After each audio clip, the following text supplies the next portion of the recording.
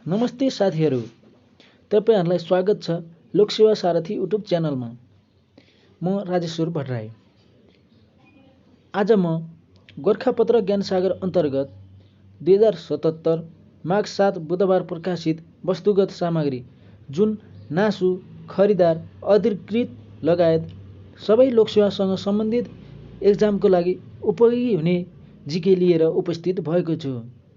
आशा छ हजुरहरूले मेरो भिडियो अन्त्यसम्म हेरेर मन पराइदिनु हुनेछ भनेर। अब प्रवेश गरौँ विषयवस्तुतिर। प्रश्न नम्बर 1। विक्रम सम्वत 2077 पुस 28 मा आयोजित अवार्ड कार्यक्रममा वर्षका उत्कृष्ट खेलाडी हुन सफल खेलाडी को हुन्?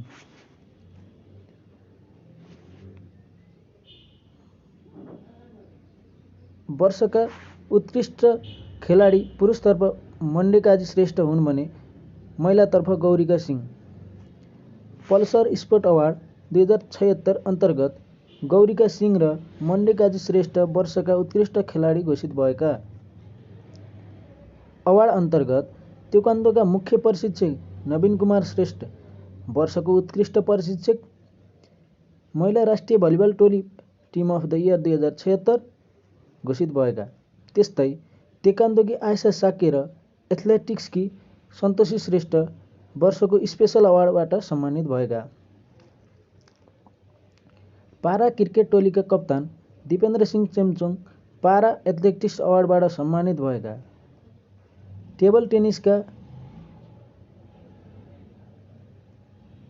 टेबल टेनिसका पूर्व महिला खेलाडीद्वय सृजन शाह र गीता छेत्रीलाई पल्सर लाइफटाइम एचिभमेन्ट अवार्डबाट सम्मानित गरिएको। पिपुल्स चोइस उपाधि भलिबलकी कप्तान अरुणा साईले जितेकी।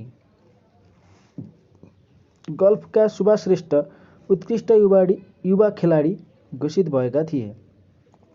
प्रश्न नम्बर 2। दोस्रो पटक महाअभियोग सामना गर्ने पहिलो अमेरिकी राष्ट्रपति को हुन्? Donald Trump. सन् 2020 जनवरी 7 मा ट्रम्प समर्थकहरूले क्यापिटल हाउस स्थित अमेरिकी संसद भवनमा प्रवेश गर्दै उपद्रव मचाएका थिए। अमेरिकी इतिहासकै सबैभन्दा खराब दिनका रूपमा लिएको सो दिन ट्रम्पले आफ्ना समर्थकहरूलाई भड्काएको र हिंसा प्रेरित अभिव्यक्ति दिएको आरोप उनीमाथि लागेको छ। ट्रम्प समर्थकद्वारा गरिएको हिंसात्मक गतिविधि नियन्त्रण गर्ने क्रममा प्रहरीको कारबाहीमा परि 7 जनाको ज्यान गएको थियो। प्रश्न नम्बर 3। राष्ट्रिय गौरवको सडक आयोजना मध्य पहाडी लोकमार्गको सबैभन्दा लामो भाग कुन जिल्लामा पर्छ? मध्य पहाडी लोकमार्गको सबैभन्दा लामो भाग बागलुङ जिल्लामा पर्छ, जहाँ 137 किलोमिटर भाग पर्ने गर्दछ। प्रश्न नम्बर 4। नेपाल आयल निगम लिमिटेडको स्थापना कहिले भएको हो? विक्रम सम्वत 2027 पुस 26 गते। विक्रम सम्वत 2027 पुस 26 गते कम्पनी ऐन 2021 अन्तर्गत प्राइभेट कम्पनीका रूपमा यसको स्थापना भएको थियो।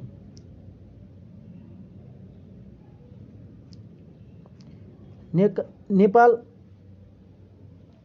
आयल निगम विक्रम सम्वत 2033 साउन 6 गतेदेखि पब्लिक कम्पनीका रूपमा परिवर्तन भएको हो। प्रश्न number 5।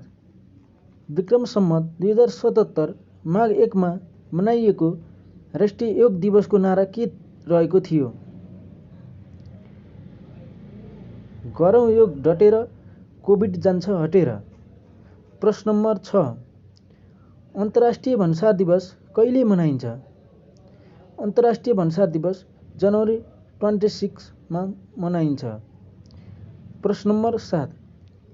Association of national numbering agencies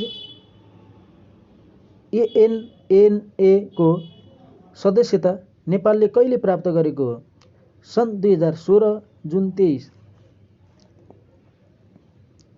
अन्नाले धितो बजारको विश्वसनीयता विकासमा कार्य गर्दै आएको छ। यसको मुख्यालय जर्मनीमा रहेको छ। प्रश्न नम्बर 8। भारतले कोरोना विरुद्धको खोप अभियान कहिले सुरु गर्यो? सन् 2021 जनवरी 16। विश्वकै ठुलो खोप अभियानका रूपमा लिएको सो अभियानको भारतीय प्रधानमन्त्री नरेन्द्र मोदीले उद्घाटन गर्नुभएको हो। यस कार्यक्रमको उद्देश्य 1 अर्ब 30 करोडभन्दा बढी मानिसलाई कोरोना भाइरस विरुद्ध खोप दिनु रहेको छ। प्रश्न नम्बर 9। सामान्यतया ओजन तह वायुमण्डलको कति उचाइमा रहेको हुन्छ? 25 देखि 40 किलोमिटर क्षेत्रभित्र रहेको हुन्छ। प्रश्न नम्बर 10। आइयुसिएनले लोप र दुर्लभ लागेका जीवजन्तुहरूलाई कति भाग अथवा अवस्थामा विभाजन गरेको छ? आइयुसिएनले लोप र दुर्लभ हुन लागेका जीवजन्तुलाई 5 भागमा विभाजन गरेको छ, जस अन्तर्गत विलोप, सङ्कटापन्न, अति संवेदनशील, दुर्लभ र सम्भस्त सूचीमा विभाजन गरेको छ। प्रश्न नम्बर 11। साइटिस स्थापनाको मुख्य उद्देश्य के हो? साइटिस स्थापनाको मुख्य उद्देश्य के हो? दुर्लभ वन्यजन्तु तथा पशुपक्षीहरूको संरक्षण एवं सम्वर्धन साइटिस स्थापनाको मुख्य उद्देश्य रहेको छ। प्रश्न नम्बर 12। हिउँदेयाममा पहिलो पटक माउन्ट केटुको सफल आरोहण गरी कीर्तिमान राख्ने टोली कुन हो? सन् 2021 जनवरी 16 मा माउन्ट केटुको सफल आरोहण गरी कीर्तिमान राख्ने टोली नेपाली टोली हो, जस अन्तर्गत 7 समिट ट्रेकिङका छाङदावा शेर्पा नेतृत्वको टोली माउन्ट केटुको चुचुरोमा पुगेको थियो। केटु हिमालको उचाइ 8611 मिटर रहेको छ। केटु हिमाल आरोहणलाई निकै कठिन तथा खतरनाक आरोहणका रूपमा लिने गरिन्छ। प्रश्न नम्बर 13। नेपाल सरकारले सञ्चार र सूचना प्रविधिको टेवा हातहातमै सरकारी सेवा भन्ने नाराका साथ नागरिक एपको शुभारम्भ कहिले गरेको हो? विक्रम सम्वत 2077 माघ 2। सञ्चार तथा सूचना प्रविधिको उच्चतम प्रयोग गर्दै नागरिकलाई हातहातमै सरकारी सेवा उपलब्ध गराउने लक्ष्यका साथ सरकारले सो एप सञ्चालनमा ल्याएको। यस अन्तर्गत नागरिकता, राहदानी, शैक्षिक प्रमाणपत्र र मतदाता परिचय पत्रको विवरण प्राप्त गर्न सकिनेछ। त्यस्तै नागरिक एपबाट प्यान कार्ड सम्बन्धी आवेदन गरी प्यान नम्बर प्राप्त गर्न सकिने साथै सरकारलाई तिरेको करको सम्पूर्ण विवरण मोबाइल सेट मार्फत नै जानकारी लिन सकिनेछ। हाल आफ्नै नाममा दर्ता भएको मोबाइल नम्बरका आधारमा नेपाल टेलिकम र एनसेलको सिम मार्फत एप प्रयोग गर्न सकिनेछ। सो सेवा प्राप्त गर्न सम्बन्धित व्यक्तिले आफ्नै नागरिकता, मतदाता वा राहदानीमध्ये कुनै एकको विवरण उल्लेख गर्नुपर्ने छ। एपमा आगामी दिनमा मालपोत, भूमि सुधार, सवारी कर, चालक अनुमति पत्र लगायतका सेवाहरू थप गर्दै लगिने छ। नागरिक एपमा पहिलो चरणमा सरकारी सेवा तथा अनि दोस्रो चरणमा अर्ध सरकारी सेवा समेटिने जनाइएको छ। नागरिक एपबाट सेवा प्राप्त गर्न एन्ड्रोइड मोबाइल प्रयोगकर्ताहरूले प्ले स्टोर र आइफोन प्रयोगकर्ताहरूले एप स्टोरबाट नागरिक एप बेटा डाउनलोड गर्नुपर्ने छ। प्रश्न नम्बर 14। सरकारले कुन अवधिसम्ममा डिजिटल नेपाल बनाउने कार्यक्रम तय गरेको छ? सन् 2025। मोबाइल एप मार्फत राहदानी फारम भर्न सकिने गरी नेपाल पासपोर्ट एपको सुरुवात कहिले गरियो? विक्रम सम्वत 2073 पुस 19। प्रश्न नम्बर 16। हाल 2077 माघ स्वास्थ्य बिमा लागू गर्ने जिल्ला कति पुगेका छन्? 64औं जिल्ला लमजुङ रहेको छ। लमजुङमा 2077 माघ 2 गतेदेखि स्वास्थ्य बिमा कार्यक्रम सुरुवात भएको हो। अब 13 जिल्लामा विस्तार हुन बाँकी रहेको छ। आउँदो आर्थिक वर्षमा नेपालका 77 वटै जिल्लामा यो कार्यक्रम लागू गर्ने योजना रहेको छ। प्रश्न नम्बर 17 बाल तथा मातृ मृत्यु दर कम गर्ने उद्देश्यका साथ शून्य होम डेलिभरी अभियान सञ्चालन गर्ने स्थानीय तह कुन हो? मालिका गाउँपालिका गुल्मी। यस अभियान अन्तर्गत सो गाउँपालिकामा गर्भवती महिला भएको घरमा हरियो झण्डा गाड्ने गरिएको छ। प्रश्न नम्बर 18 नेपाल सरकार मन्त्री परिषद बैठकद्वारा नीति अनुसन्धान प्रतिष्ठान गठन गर्ने निर्णय कहिले भएको हो? विक्रम सम्वत 2075 असोज 5 नेपाल। प्रश्न नम्बर 19 सरकारले नेपालका कति अल्पसंख्यक जातिका रूपमा वर्गीकरण गरेको छ? सरकारले 98 जातिलाई अल्पसंख्यक जातिका रूपमा वर्गीकरण गरेको छ। विक्रम सम्वत 2074 वैशाख 8 गते 98 जातिलाई अल्पसंख्यक जातिको रूपमा वर्गीकरण गरेको हो। प्रश्न नम्बर 20 पृथ्वीले आफ्नो अक्षमा घुम्ने प्रक्रियालाई के भनिन्छ? परिभ्रमण। पृथ्वीले 23 घण्टा 56 मिनेट 4.9 सेकेन्डमा आफ्नो अक्षमा एकपटक घुम्दछ, जसलाई परिभ्रमण भनिन्छ। साधु सन्तले बाल्ने अग्निलाई के भनिन्छ? धुनी। प्रश्न नम्बर 22 प्राचीन कालको रामचरितमानस र आधुनिक कालको कृष्णायन कुन भाषाका प्रसिद्ध महाकाव्य हुन्? अवधि। प्रश्न नम्बर 23 व्यापार घाटा भन्नाले के बुझिन्छ? निर्यात व्यापार भन्दा आयात व्यापार बढी हुनु हो। प्रश्न नम्बर 24 हिमनदीले बगाएर ल्याएको हिमोड, ढुङ्गा, माटो, बालुवा, झारपात आदिले नदीलाई रोकी बन्न जाने ताललाई के भनिन्छ? हिमोड ताल। प्रश्न नम्बर 25 तराई मधेसीका जिल्ला जोड्ने बहुप्रतीक्षित राष्ट्रिय गौरवको हुलाकी मार्ग निर्माण औपचारिक रूपमा कहिले सुरुवात भएको हो?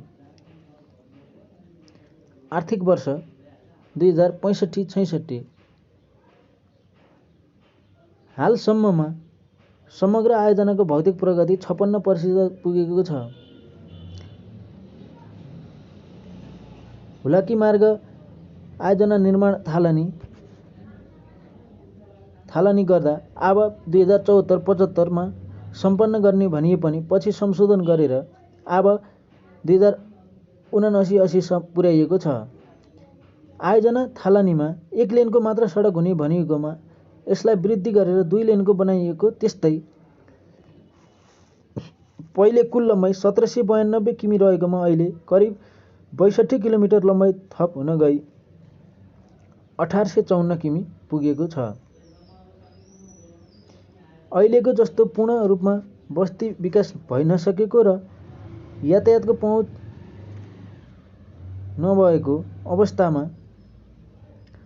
वर्षौं पहिले चिठी पत्र बोकेर एक पोस्टबाट अर्को पोस्टमा छिटो पुग्न सक्ने सिधा बाटो नक्साङ्कन गरेर हुलाकी सडक अस्तित्वमा आएको थियो। तराईका प्राय सबैजसो जिल्ला सदरमुकामलाई छुने यो हुलाकी सडकलाई पदम रोड पनि भनिन्छ। भारत सरकारको सहयोगमा नेपाल सरकारले यो मार्ग निर्माण कार्य गरिरहेको छ। प्रश्न नम्बर 26 बडघर प्रथा कुन समुदायमा प्रचलन रहेको छ? बडघर प्रथा कुन समुदायमा प्रचलन रहेको छ? थारू समुदायमा बडघर प्रथा प्रचलनमा रहेको छ। प्रश्न नम्बर 27 बागलुङको रामरेखादेखि पर्वतको पाङ जोड्ने सिङ्गल स्पान झोलुङ्गे पुलको लम्बाइ कति रहेको छ? 567 मिटर। 2077 वैशाखमै निर्माण सम्पन्न भएको सो पुलको उद्घाटन 2077 माघ 3 मा राष्ट्रिय सभा अध्यक्ष गणेश तिमसिनद्वारा गरिएको हो। यो मुलुककै लामो स्थान झोलुङ्गे पुलका रूपमा रहेको। नेपालको सबैभन्दा लामो झोलुङ्गे पुल चाँदनी र दोधरा जोड्ने महाकाली नदीमाथि निर्मित पुल हो। प्रश्न नम्बर 28 कुन पर्वत क्षेत्रलाई मोडदार पर्वत क्षेत्र भनी चिनिन्छ? महाभारत पर्वत। महाभारत पर्वतलाई मोडदार पर्वत भनी चिनिन्छ। मोडदार पहाडको माथि उठेको भागलाई पर्तिनती र तल भाँसिएको भागलाई सन्नती भनिने गरिन्छ। प्रश्न नम्बर 29 ग्रीष्म ऋतुमा समुद्रबाट जमिनतर्फ र हिउँद ऋतुमा जमिनबाट समुद्रतर्फ बहने वायु कुन हो? मनसुनी वायु। प्रश्न नम्बर 30 मनसुनी वायु कति प्रकारका हुन्छन्? 2 प्रकारका हुन्छन्, जस अन्तर्गत ग्रीष्मकालीन मनसुनी वायु र शीतकालीन मनसुनी वायु। प्रश्न नम्बर 31 शाहवंशी इतिहासमा सबैभन्दा लामो समय शासन गर्ने राजा को हुन्? श्रीपाद त्रिभुवन। श्रीपाद त्रिभुवनले करिब 31 वर्ष शासन सत्ता सम्हालेका थिए।